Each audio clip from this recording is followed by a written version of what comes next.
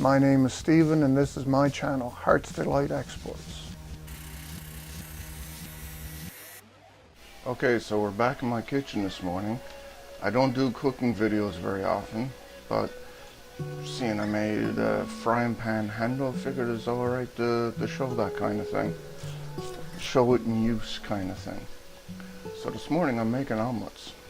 Want to see how I do? I have a small pan here with my fillings cooking off into it. Bit of peppers, onions, bruschetta mix because I had it and it tastes good and should work well in this. So that needs to cook up just a little bit more. So in this other bowl over here on the countertop I have 4 eggs. I'm going to put in a little bit of milk just to get everything moving good. Give it a good mixing.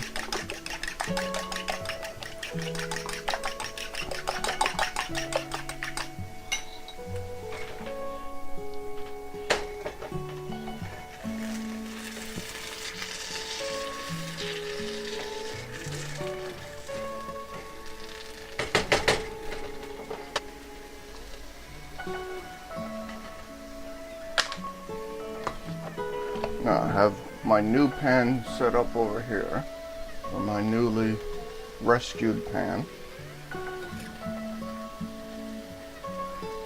And the reason I'm using that is because of the heavy bottom on it.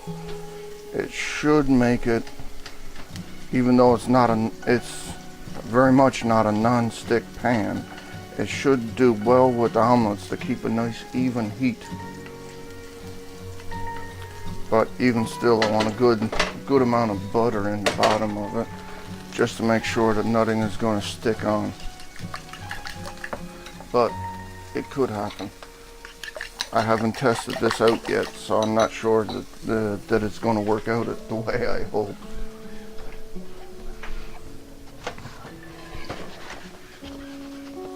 I'm actually going to put another egg in the mix, just to make sure that I have enough volume.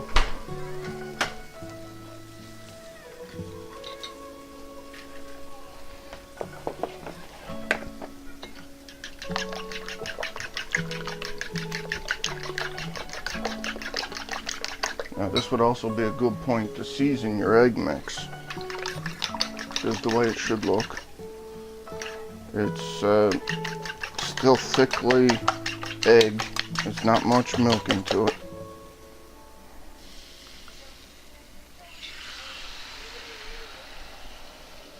Yeah, this is going to be really thick. Nice big omelet share up between me and the family. This is not a one-person omelet. This is not intended that way. So you need the pan to be hot enough. You see the ridge I just pushed up here? That's the cooked egg. You want to keep moving the egg mixture around so that you're always pushing the cooked egg in. As you go around, that'll help cook your egg mixture faster.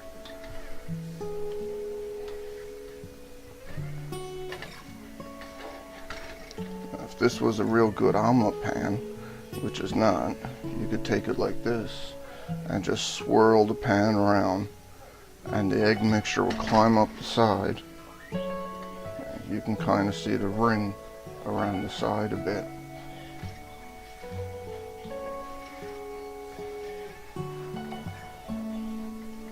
So the trick is to keep getting new egg up and under. That's why I don't worry too much about it having absorbed all the butter in the first shot. This is going to stick on, I know that. It's the kind of pan that it is. But if I can keep moving the egg enough, I can keep putting new egg right in under. I should be able to make the omelet nice and thick. And that means it'll survive when I gotta scrape it off the bottom of the pan kind of thing.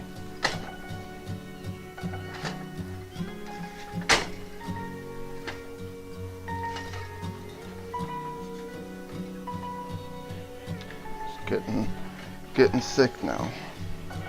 Getting nearly done. This is where you gotta get inventive.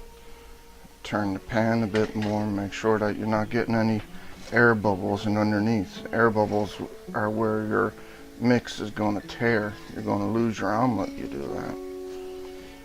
I know, you're saying, where's all the toppings? Shouldn't you have toppings in there yet? Where's all the stuff? Well, no, really, you don't need the toppings and stuff in there yet. There's types of omelets that do that, but not for this one.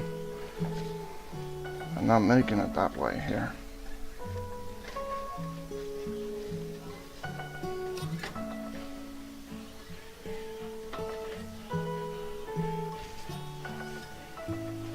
And no, I'm not going to turn the omelet over either. Not yet, anyway. The goal at this point would be to get it nice and thick. Get it cooked. Sunlight coming through the window, even with the curtains drawn, are kind of blinding out the camera.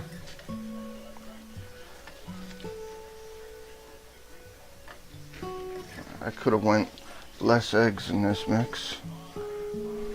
I wasn't sure how much the pan would handle. Now, I could turn it over, I think.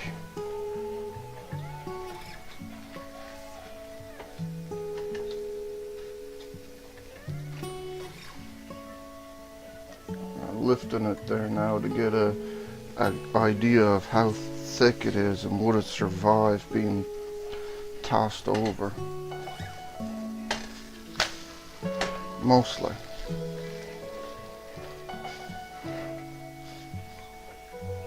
So now I can let the rest of that cook, and I'll put the toppings on this side.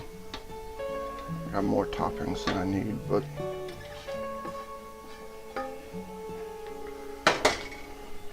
now you notice I'm only putting toppings basically on 1/2 of the mix. That's because this omelet is so thick. I'm not gonna try to roll it up.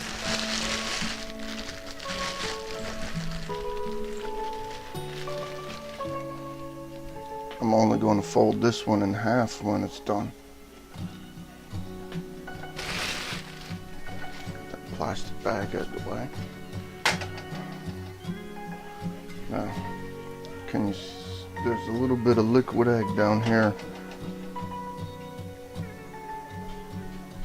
Might be hard to pick out in the camera, but right along here, it's still liquid. Mostly it's just glassy. It's cooked, but not really well cooked. So now I can fold it over and give it another minute to finish cooking. This is where you'd start to see stuff coming through.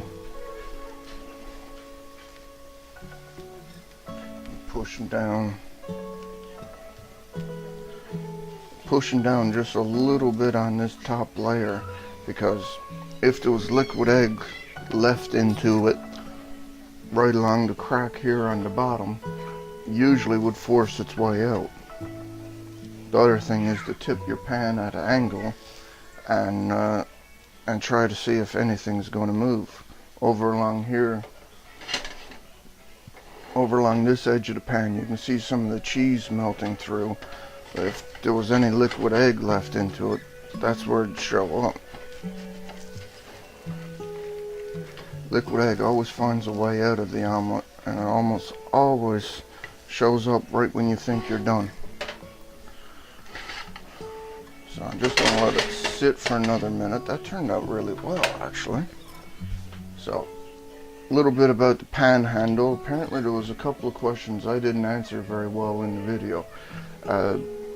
This is red oak, as far as I can tell. All the little black lines into it, I believe that's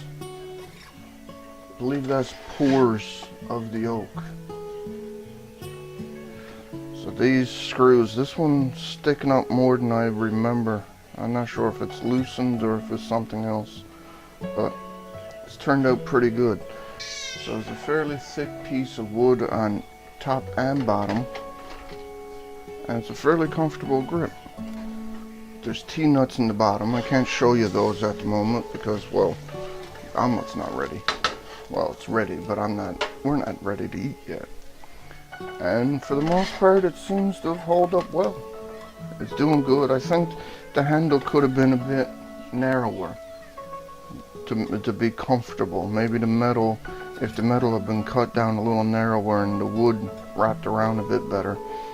There is a joint, an open void here where the two handles don't quite meet right. That's not entirely comfortable, but it turned out well. And as you can see, the pan is very valuable and useful to keep. So that's the end of this video. I hope you had a good time. Hope you had a good time watching me make an omelet. Maybe it'll help you figure out how to make omelets for yourself. Alright, so I'll see you next time I'm making something that might be of interest to you. Later.